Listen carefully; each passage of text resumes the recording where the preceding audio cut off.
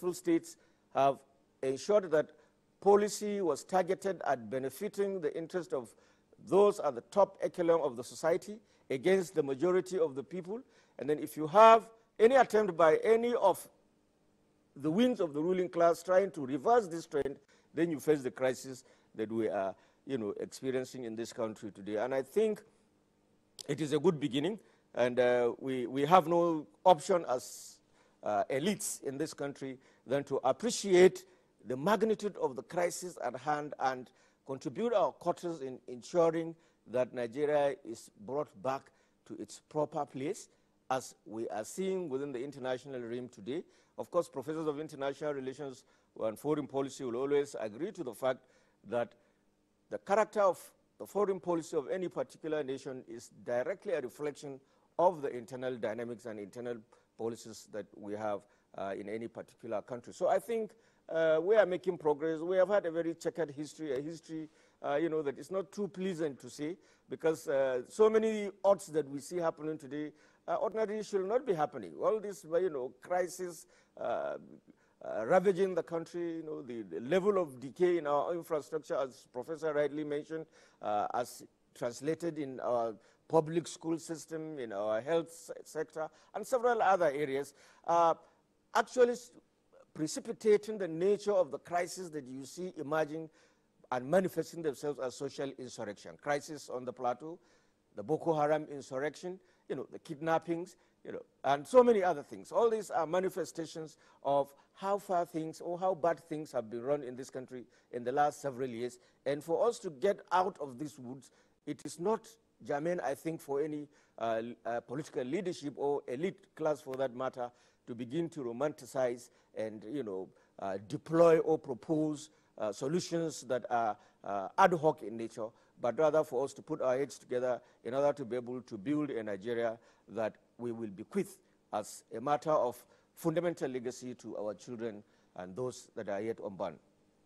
All right, thank you very much, Professor Kabiru Mantu. I'd like to go to our Benin Network Center, where we have Professor Benson Osadolo. Of course, I know as a professor of politics and history, you'd also want to speak to us on your assessment of Nigeria at 58 politically, but then I'll also like you to begin this discussion with assessments on its international affairs 58 years on. Thank you so much. In 1960, when Nigeria attained independence, the nation was hailed by the rest of the world as the giant of Africa, because of its enormous human, national, and natural resources. 58 years after that, Nigeria is the story of a crippled giant. What has gone wrong over the past 58 years? And how is the rest of the world looking at Nigeria? For me, the issue is that our leadership since 1960, they have not shown serious commitment to nation building and state building in Nigeria. From 1960 to 1966, from one crisis to another, then a civil war, then the post-civil war, then military intervention, then crisis upon crisis, then, of course, finally, we have the Fourth Republic. Even now, if you look at the politics of Nigeria in the Fourth Republic, people, the rest of the world, they're already worried about the future political development of Nigeria. They are worried because, first, can the economy of this country at this time sustain this kind of politics? Secondly, a nation that has majority of its voters as illiterates, market women and all that. You have over 90 political parties. I don't know whether that makes sense to the rest of the world. But for us in Nigeria, we don't seem to realize that nation building is all about development and integration. Political development, economic development, social development, etc. And then we look at the issues of our state building. Many of us also try to confuse state building with nation building. State building is about the development of our state institutions, the institutions of governance. In which case, for example, you find that since 1960 up to today, there is demonstrable evidence of weak institutions in Nigeria. We have more powerful individuals in this country than institutions. And that is why the executive, the parliament, or the judiciary, they are so weak. And when it comes to understanding the role these institutions are supposed to play in nation building, many Nigerians fail in that assessment. Now, looking at the way the world is looking at our country, Nigeria. First of all, about 1984-85, Nigeria talked about 3 concentric circles in terms of its relationship with the rest of the world. Immediate neighbors, Africa, and the rest of the world. Today, Nigeria as a country is emphasizing the promotion and protection of its national interest. The question is, what is Nigeria's national interest? Number one, the survival of the state and the security of the state and the people. This country has failed woefully. We are not looking at the crisis in this country as at now to see how this country will survive. No one is interested in the security of this nation and its citizens. Yet, our aim as a people and as a nation is to promote and protect national interest. People are dying every day. And the world, they are looking at how we are able to deal with these issues of our state survival and security.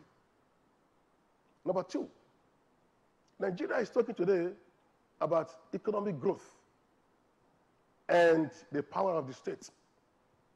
Today, there are all kinds of conflicting reports, whether Nigeria is still in recession, whether the economy is growing, whether the economy is sliding, whether the economy is developing. We have, in fact, there is no sincere economic analysis about the Nigerian situation and its economic growth. Yet, we want to talk about the power of your nation. Power to do what? Is it military power? The power that does not have the capacity to produce even military wares, hardwares. When you display war planes, these are imported planes. These are manufactured by the nations of the world. What capacity do you have for production that the world will look up to you and say, yes, this is what you have done? Of course, the third aspect, because of time, we're looking at the promotion of international cooperation with other nations. What comes to mind here is, Nigeria is quick to say we have bilateral relations with Britain, with the United States, with Germany, or this other country to discuss security issues and cooperation on counter-terrorism. Now, Nigeria, in these bilateral relations, is failing woefully in sharing intelligence with the international intelligence community. This is because... all right, Professor Sadolo, joining us from our Benin Network studio. Sorry, we're having to go over to Atlanta, where we've been joined by Ambassador Shola Enikanlaye, who is the former Permanent Secretary and Minister of Foreign Affairs. He's been, of course, on. Just before we lose him, via the Skype connection, let's quickly go back to him. We'll come back to both your good selves and the other guests subsequently. Ambassador Enikanlaye, give us your own take on what you think Nigeria has been, the journey has been for us, 58 years, and how there has been the connection, if you like, the nexus between domestic political development as well as foreign policy accomplishments. Thank you so very much for this opportunity, and good morning, Nigeria. I think from 1960 to the present, it is our assessment that Nigeria has not fared too badly, especially in the sphere of foreign policy. But as my co-panelists have stated there is a strong link between domestic policy, the domestic environment, and foreign policy. So when you have a vibrant, stable domestic environment, that is projected in the sphere of foreign policy. But when you go back to 1960, when Nigeria was admitted to the United Nations on the 7th of October, some of the fundamental principles guiding Nigerian foreign policy were laid out by the Prime Minister. Principles such as sovereign equality of nations, non-interference in internal affairs of nations, etc., all of which were, of course, part and parcel of the United Nations Charter. We have been fairly consistent in espousing these principles. Of course, so change depending on the particular government and regime in power. And in the first few years of post-independence period, of course, Nigerian foreign policy, which should have been anchored on non-aligned policy, was largely aligned to the extent that when the party won, the MPC won election in Nigeria, and then the Conservative had won in Britain, there was that assertion that just like they have won in England, they have also won in Nigeria.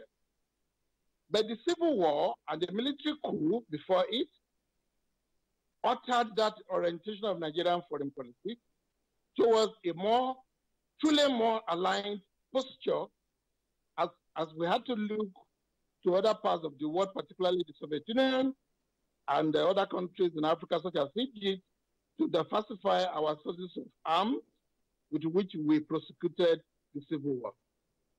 To me, this is one major achievement of Nigerian foreign policy, because Nigerian foreign policy was able to blot out the state of recognition that would have been given to the secessionist forces, to the extent that only 4 countries recognized the secessionist forces during the Civil War. This was, a result of the adroit diplomacy on the part of the Nigerian government. And then thereafter, of course, in my view, the military intervention in the politics of our country has proven to me to be more devastating than anything else.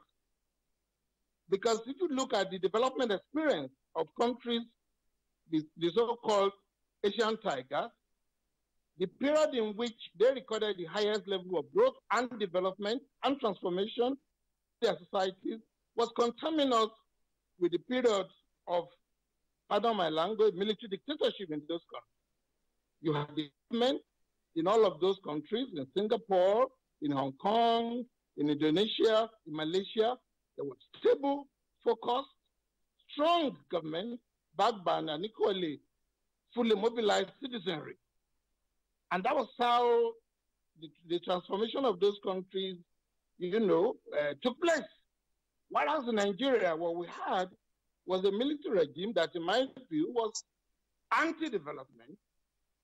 I was not able to build the kind of consensus that was required, just like my colleague there had just said, in terms of nation building.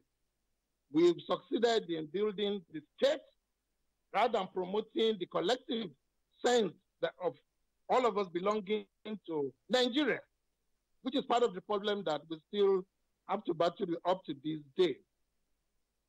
Again, if you look at the various sectors of Nigerian society and economy, not much progress has been made against the kind of resources and potential that we had at independence.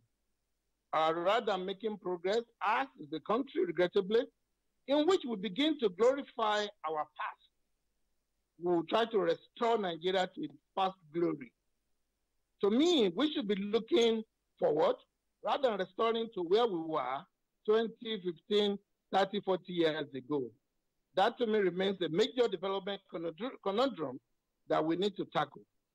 It is, however, reassuring to note that perhaps we are now beginning to get it right in terms of a development trajectory that will situate the Nigerian people at the core of development, and also tackles challenges such as infrastructure as the basis for growth and development. In the sphere of foreign policy, I would like to see a more concrete expression of what is truly Nigerian national interest as provided for in Chapter 2, Section 19 of the Nigerian Constitution. For me, Nigeria should be at the centerpiece and at the core of Nigerian foreign policy.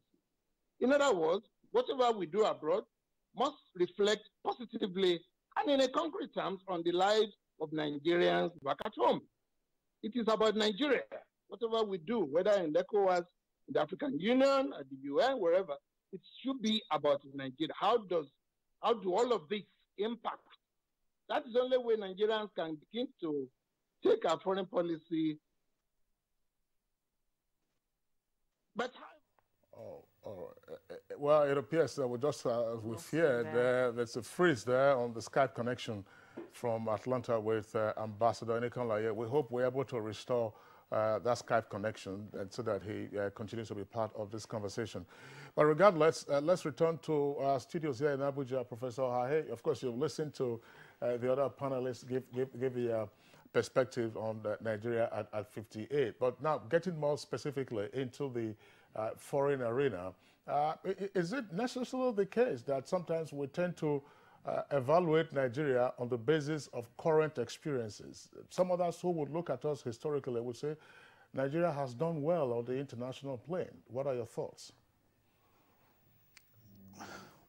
Basically, I think that I do agree with my co-panelist, Ambassador Enikanlaye, on the fact that we have failed in one major consideration. We never really put Nigeria at the center of our foreign policy. And it's laughable because if you don't put your country at the center of foreign policy, and foreign policy is often determined by the quality of your own internal policy. Now, our internal policy has been a government whose policy is heavily weighted towards the individual, promoting individuals, especially when it came to military regimes that we had. People had allocations.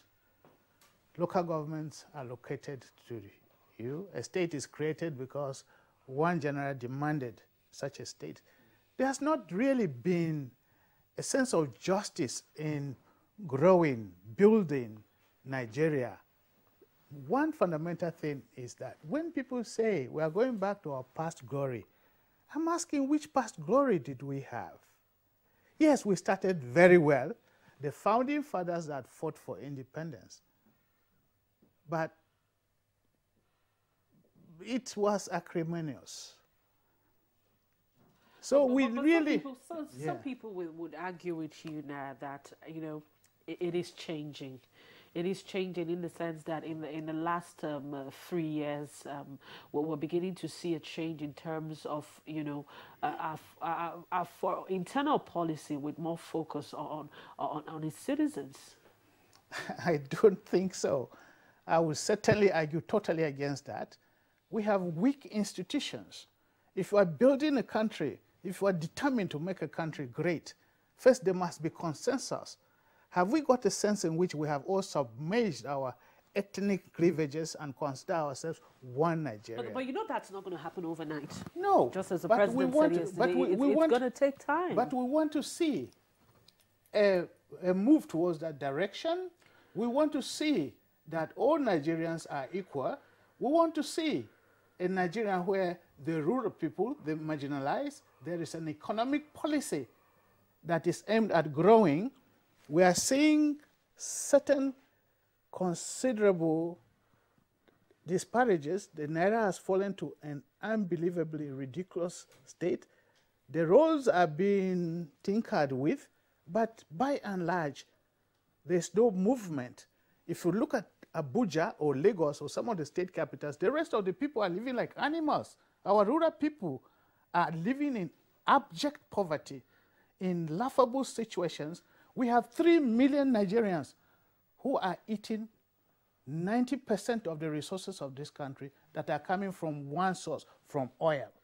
And so I do not see. I beg to disagree with you on that. But then let's bring in Professor Kabiru on the issue that some of the issues that you have just written up. Professor Kabiru, you've been listening to. I say this because we're beginning to see because what Prof was saying earlier was that we're seeing a policy that is centered on just individuals, but we're beginning to see a divergence from that lately.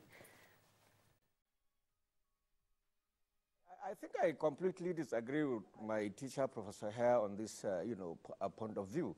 It's a common knowledge today that Nigeria, the ruling class, especially in Abuja and some, several other states, are refocusing the attention of policy from the 3 million Nigerians, or 300,000, or 3% of Nigerians that he is talking about, to the majority of the citizenry. And that's the essence of redistributing the wealth of the nation. You construct roads, you rebuild schools, you improve on the health sector. These are some of the major issues that have been lacking in the first place in Nigeria that precipitated the nature of social upheavals that we have seen. You're talking about, marginalized group, etc., etc. The most marginalized group in this country are the common men. Myself, Professor Hare, and all of us that are talking today on television are absolutely not belonging to this category, and we cannot therefore claim to be speaking on behalf of these people. If a government is in place that is investing heavily and massively for the benefit of the majority of the citizens, I think that's the missing link that Nigeria has suffered for a very long time that resulted in this very precarious situation that we find ourselves in today. So I think very clearly, as you mentioned, the truth of the matter is that all the crises and the cleavages that we seem to be suffering from in this country today principally emerged as a result of the weaknesses of the successive ruling class. I agree with Professor Haya when he said, at a point in this country, a military general will simply sit and request for a local government or a state to be created somewhere. Of course, we are all victims of that. And basically that is, one of the major factors that contributed that are also attributable to the decay and paralysis that we have in Nigeria today, and which, of course, it's so easy to destroy, Professor, you know that very well, than to begin a process of reconstruction. I think what we need to do as a people at 58 is to properly guide our respective citizens into understanding the level of decay that we are in, the level of dilapidation and problems that Nigeria is suffering from, and encourage the state or make the state focus very appropriately in addressing these issues as the solution to the endemic crisis that Nigeria is facing. Take some states in this country, take Zamfara State, for instance, where up till this moment, as at the last count, when the federal unity schools were being, when the portal for the unity schools were being accessed by pupils across this country, Zamfara State had only 28. For God's sake, we had more than 70 unity schools in this country, and the whole state cannot secure admission of 28 pupils in a particular state, when states like Lagos were already facing a glut of over 28,000 pupils trying to secure access into the schools. So these are some of the crises, and the problem of Zamfara is the problem of Lagos, is the problem of, and that's why some of the major crisis that we see as a nation that is, bedeviling us today is the failure of the elite to properly comprehend the nature of the crisis and how gigantic and how destructive this crisis can be for all of us, and begin to evolve solutions and remedial measures that will address this crisis, because we are all involved. It's not a matter of people have sensationalized so many things. Farmers' hardest crisis. 100 years ago, farmers and hardest existed in our communities. Our parents did not go to school. They are not doctors. They are not professors. They were not ministers. They were not ambassadors, but they were able to manage this crisis in a manner that lives were not lost. What's happening today that with all these bundles of professors and, intellectuals and everything that you have with billionaires, we didn't have millionaires. Today we have so many billionaires, and yet simple crises between farmers and herders are not resolvable. Instead, elites are piling, and queuing up, behind their respective, wherever their allegiance lie. And I think this is really a very serious crisis. I think we have to accept this fact. And all students of international relations will accept this fact. Professor Ha, in fact, is a practical diplomat and ambassador of very high repute. Should realize the fact that one of the major issues that we face as a nation today is that we are coming from a situation that was so bad, and any attempt that is being made by governments at the center and in several states of this country to begin to correct this situation, such attempts are being confronted by very powerful few individuals who are consuming 95 to 96% of whatever belongs to the whole of us as Nigerians, and therefore will do anything possible to frustrate whatever good intentions any government or individuals might have in trying to correct this. So I think we are on the right course. The policies of this administration, as far as I see it, is a policy that is focused on addressing the wishes and aspirations of the generality of the peoples against where we are coming from. And of course, you can understand the reason behind the resistance. All right, Professor Kabir Mato, thank you very much. Let's go over now to our Benin Network studios, where we still have Professor Benson Osadola of the University of Benin. Well, there's some point that's been, you as guests have all talked about properly identifying the Nigerian national interest in its foreign policy interventions. But as a student and a professor of history, some persons, of course, will like to understand what has gone on, either as a paradox or as an irony, that in spite of the many challenges that the country has had internally since 1960, exacerbated by 1966 onwards, Nigeria was influential in the formation of the OAU, which is now the AU. Nigeria was a frontline state theoretically contributing to the independence and liberation struggle in Southern Africa. Take into consideration what happened in Zimbabwe, what happened in Namibia, and then, of course, what also happened in South Africa. Nigeria has been contributing forces, for peacekeeping operations around the world. We have seen what happened even when Nigeria was under the Abuja dictatorship.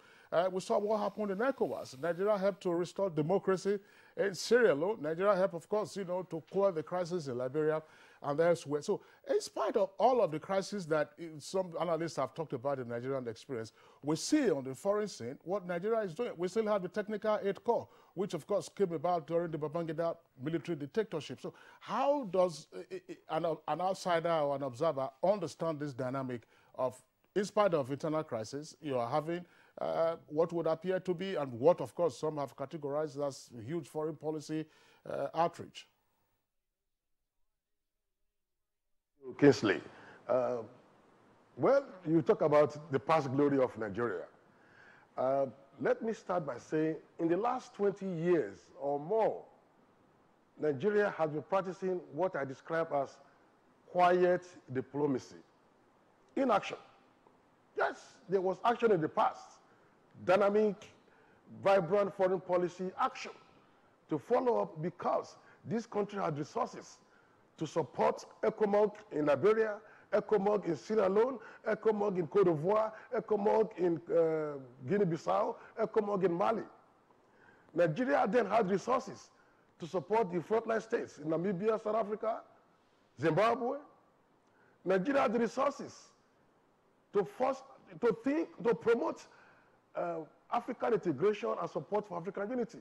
Nigeria had the resources to talk about ECOWAS and building strong neighbors. Today, we don't have the economic resources to face the enormous responsibilities we have, even in West Africa or in Africa or with the rest of the world. And so our economic power is a determinant of what we're able to do in the world. And that is why today, the past years, we've had what is called very quiet diplomacy. Nigeria is just moving. I mean, let me give an example. When Nigeria talks to the rest of the world in terms of bilateral relations, the world's response to Nigeria is, look, go and talk about good governance. Go and deal with accountability at home. Go and deal with transparency at home. Okay, Nigeria goes beyond that. So, okay, we are doing well. But you want to begin to talk about trade and economic relations. Other countries like the United States, China, they are concerned about investment in Nigeria because Nigeria is a huge market.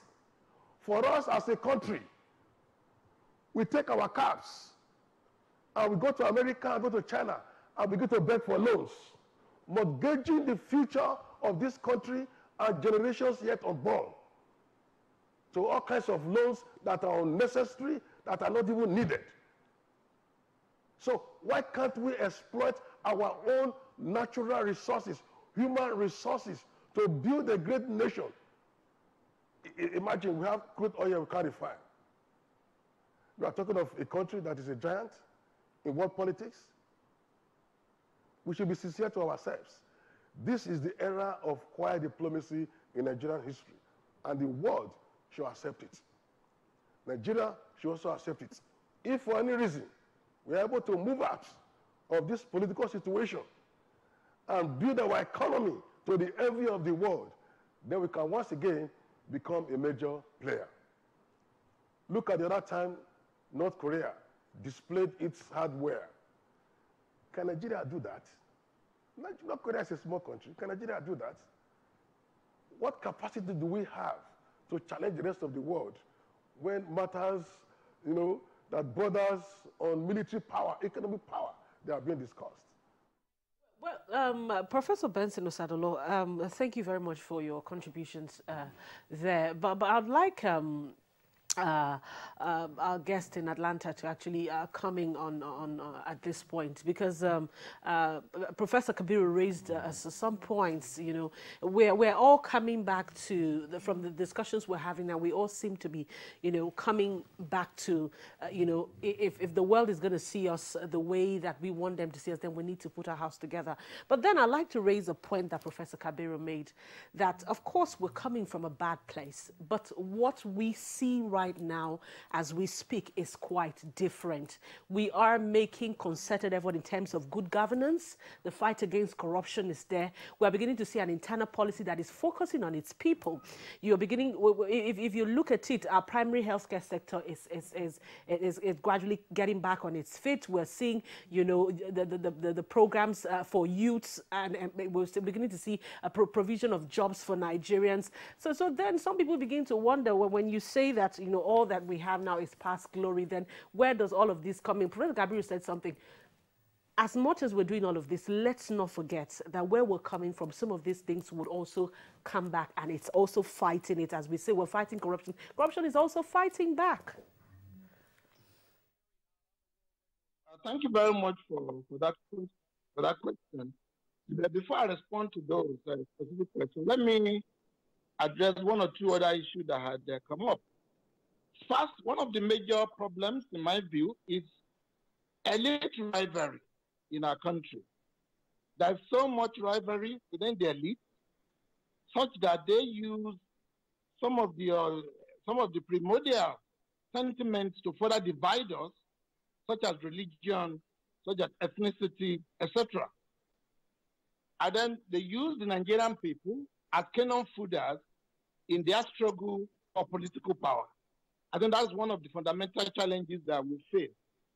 Arising from this also, in my view, is that there's too much government without much of governance.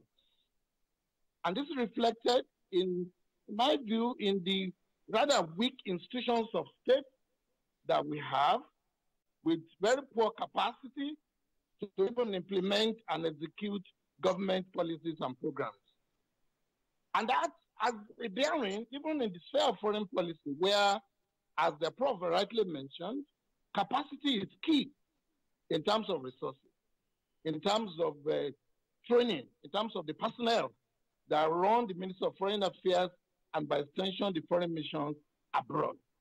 Having said that, I think in the last 2 years of this administration, the three core priorities of government, in my view, is the right thing to do. When you tackle, for example, the economy, if you are able to diversify the economy and you are able to win us away from monocultural economy dependence, heavy dependence on oil and gas, particularly at a time in which the world is moving away from fossil fuel, and you have alternative sources of energy that are coming on stream in the next couple of years, we need to deepen that diversification in such a manner as to strengthen the base of Nigerian foreign policy.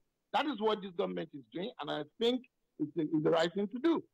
Then when you look at elite rivalry, which is also reflected in the level of corruption in our country, it's about allocation of resources to individuals rather than for the common good. That also is being tackled. This is a huge challenge. Corruption is not an easy thing to tackle. All over the world, this exists, which is why we need to strengthen our our institutions. We need to tackle corruption from a preventive point of view by ensuring that opportunities to extort and steal in institutions of governance, even in the private sector, are minimized. And then arising from this is also enforcement of our laws, enforcement of our regulations, implementation of decisions to ensure that what is agreed is done. You don't begin a project and it drags on and on and on and on. You don't see the end of it. So that is also one area in which I think this government is trying its best under very difficult circumstances. And finally, security. Security is key. And one of the things that I had arisen in my view is that we have not tried to identify the external components sufficiently well of all of these programs. Security, whether it is Boko Haram terrorism, whether it is herdsmen conflict, etc., there are external dimensions to this crisis, but I think we need to really sit down, identify and see how we could tackle them. And that brings me to the final point, which is by way of emphasis. I think we Nigerians, we need to recognize the salience of foreign policy in what we do at home. In my view, sometimes we do not factor this into the equation. And it's reflected in poor funding, the situation of the Ministry of Foreign Affairs, where missions and of course that had also been addressed largely in the last in the last 1 year or two. But this has to be sustained. We shouldn't just resort to mere ad hoc arrangement of funding. It has to be sustained. Accountability has to be enforced so that you could have a more vibrant foreign policy machinery that delivers on the national interest of Nigeria abroad. Ambassador Enikola is still with you via Skype. How, in your view, can Nigeria move further, let's say beyond 58 years now, to maximize her contributions to the international scene, in particular on the basis of reciprocity, which some critics have often said has been lacking in our foreign policy interventions, that we seem to have more outgoings than we have coming in, other than just maybe reputation as being a peace-loving member of the international community. How can we mine and therefore maximize what we have put out there and what we're still putting out? Thank you very much. The first thing we need to do is to address the issue of capacity in the Ministry of Foreign Affairs. We need training. We need to build the ministry as an institution in such a manner that it can better deliver on foreign policy formulation and implementation. Of course, I realize that the ministry is an arm of the executive, and therefore we are instruments of policy and not necessarily its master. But the Ministry of Foreign Affairs needs to be taken on board a lot more seriously, because we have the outreach. We are represented in over almost 110 or more countries abroad. So whatever is going on in terms of global best practices, The ministry is in the best position to gather these, analyze them, and then make it available to government. Secondly, there must be a way in which we can better reflect on the needs of Nigerians in terms of foreign policy. For instance, there are challenges, like you rightly mentioned in your introductory remark. The Afrophobic attack against Nigerians in South Africa is still ongoing. We need to do a lot more of engagement. We need to raise awareness about, our role in Southern Africa. You recall that we were a frontline state. Most of the people in Southern Africa do not even know. They are not aware of the role Nigeria played. So we need to raise awareness and build that groundswell of opinion in support of Nigerian foreign policy exertions. And then the Minister of Foreign Affairs also must try and deliver a lot more on other components, such as the attraction of foreign direct investment, attraction of modern technology, etc. But you can only do that when officers are sufficiently trained, they are sufficiently motivated, they are sufficiently trained in issues of multilateral trade negotiations, so that they can compete with their counterparts in other parts of the world. In my view, that's yet to really to take place. So those are the things that we need to do to ensure that we maximize the benefits of our engagement. And finally, it's very repeating that government will need to devote more resources. In a situation where less than 1% of Nigeria's budget or GDP is devoted to foreign affairs, compared to other countries such as South Africa, Egypt, cannot deliver on the kind of gargantuan task expected of the Minister of Foreign Affairs. This needs to be revisited, and Ministry must, of course, complement that by ensuring that there is accountability in resource management and that we give value for money. Thank you very much, Ambassador Sholai Nikolai. Thank you very much for your contributions. We'll take a short break now, and when we come back, we'll continue the conversation. Nigerians. Suicide bombers are not spirits. They are not ghosts. They are human beings like you and me. They live amongst us. They are your neighbors. They are your friends today, but terrorists tomorrow. So you must know your neighbor now. Security begins with you and me. Know your neighbor. Be vigilant. Be security conscious. Report suspicious persons, objects, and movements to the police and other security agencies. The security of our nation is a duty for you and me. If you see something, say something. Nigeria, unite against terrorism. This message is brought to you by the Federal Ministry of Information and Culture. Oh boy, climb this thing now. Not be only to connect lights. Come you and yourself now. Now wow. Oh boy, come down now. Oga Kasali electrician who will look for with this. Oh. Oga Kasali, come help us fix this wire now. Sorry. I no longer carry out illegal connection. It puts the lives of people at risk and can cause fire outbreak and disrupt power supply. I will never be part of anything that has to do with this any longer because change begins with me.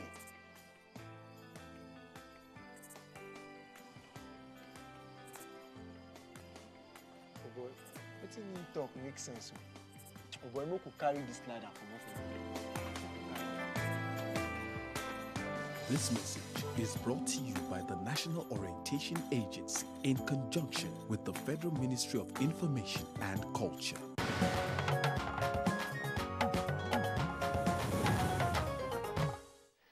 All right, welcome back, and it's still Good Morning Nigeria, reaching you on the network service of the Nigerian Television Authority. We have some tweets which we'll quickly take before we go back to our guest. Femi Joel has this tweet: I'm less than Nigeria in age, but from my own view, it's like our leaders always had issues with the colonial masters that are currently making the economy pay at all costs.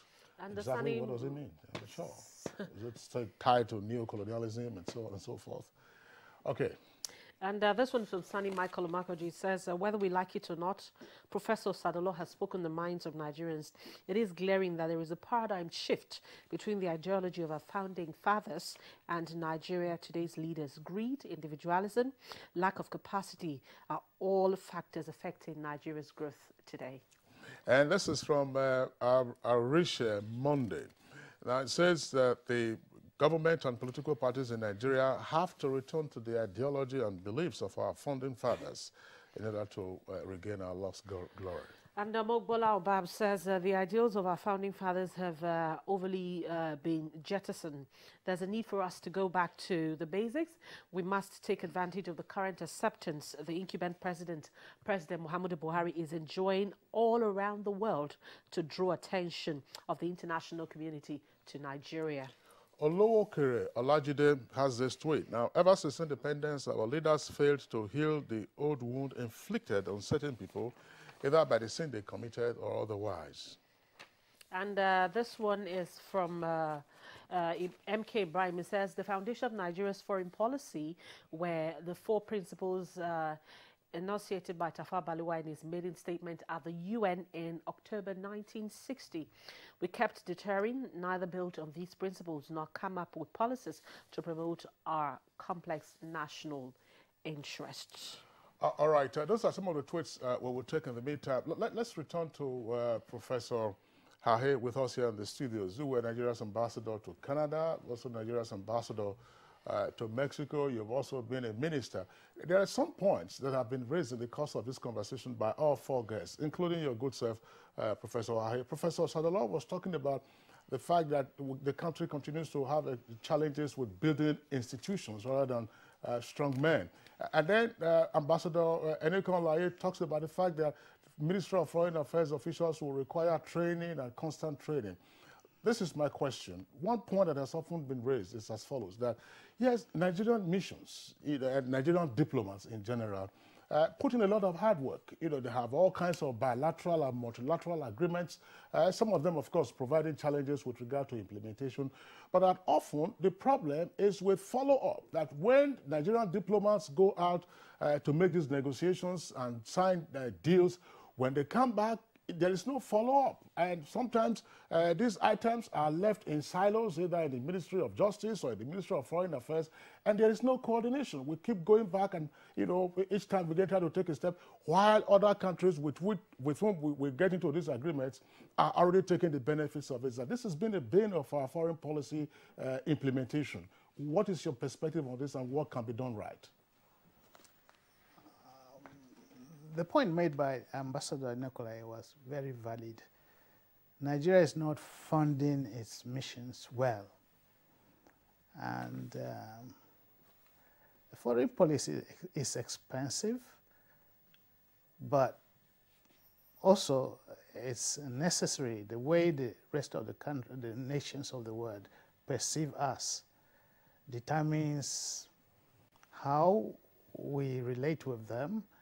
And if they feel, for instance, that we are not qualified, like there's no reason why Nigeria should not have been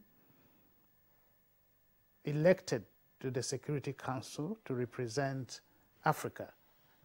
But everywhere you will see certain countries outperforming Nigerian diplomats, not because they are better trained, but because they are better equipped to handle bilateral relations and also to have their presence felt in the host countries.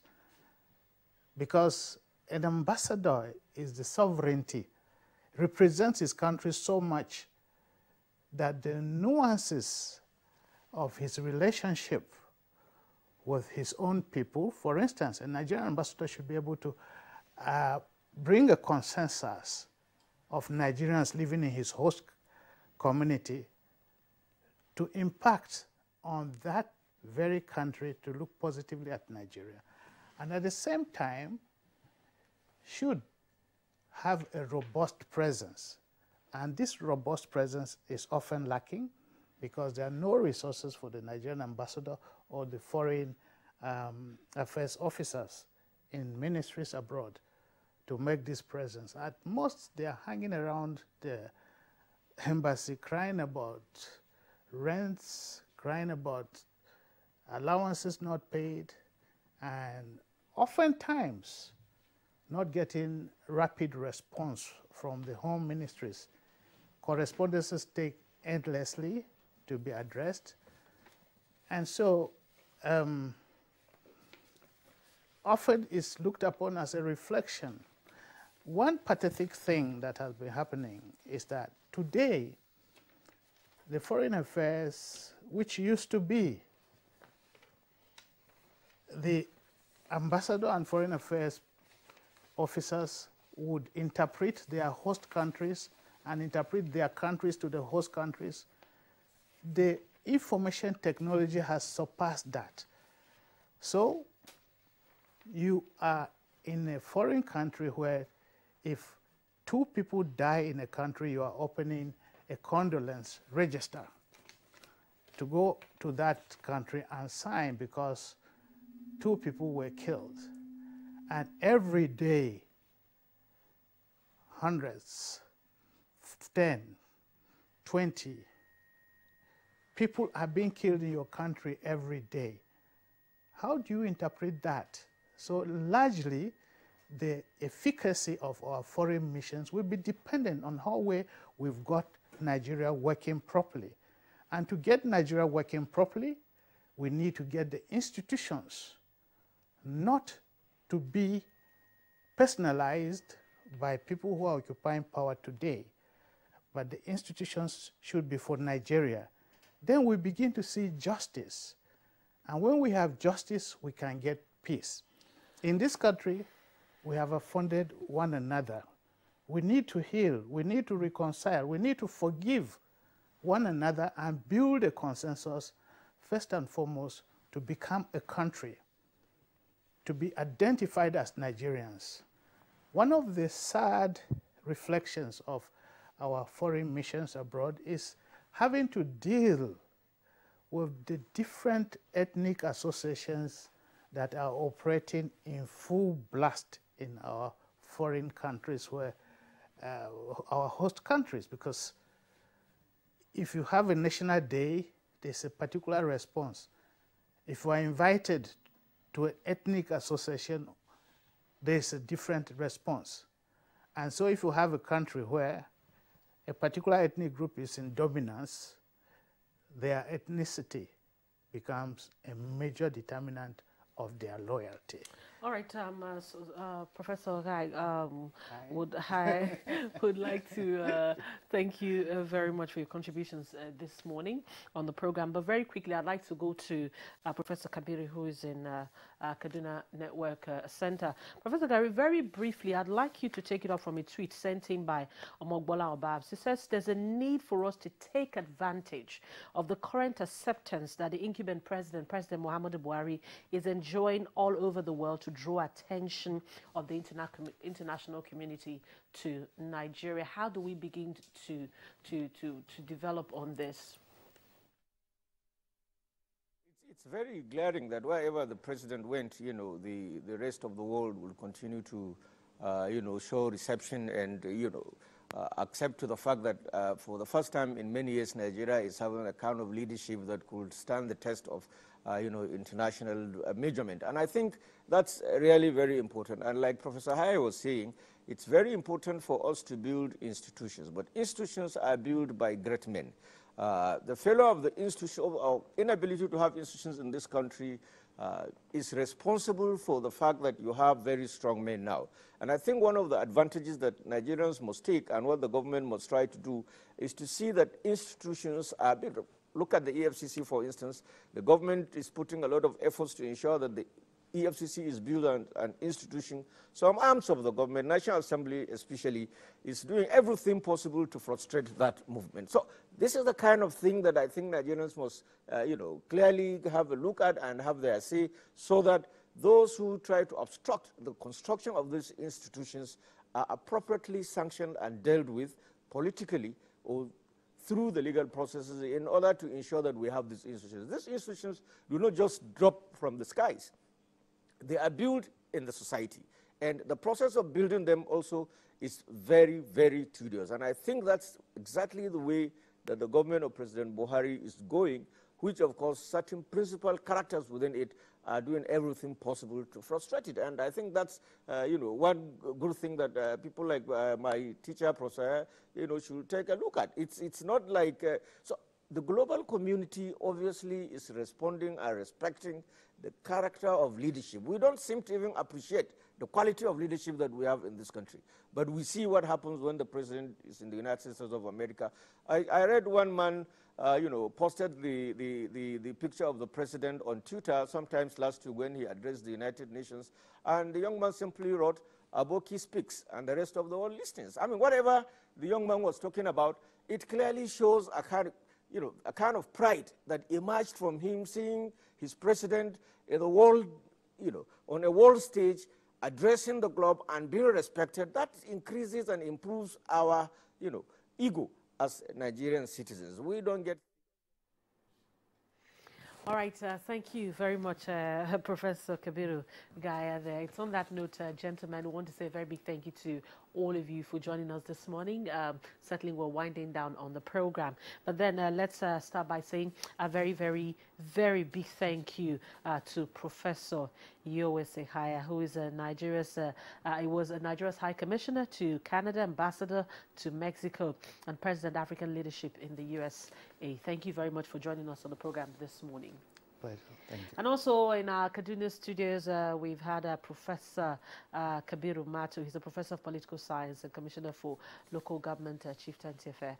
Thank you so much for joining us this morning. Thank you.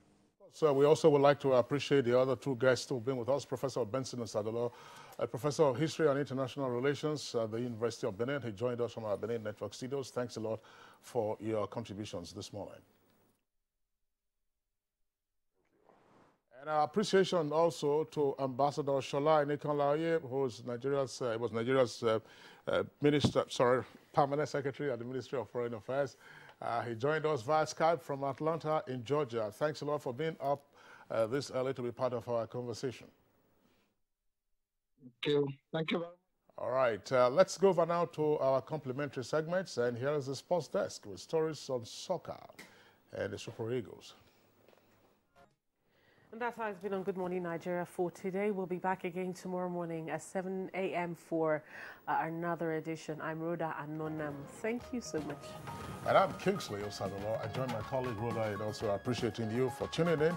As she said, we're back tomorrow to enjoy the rest of your day.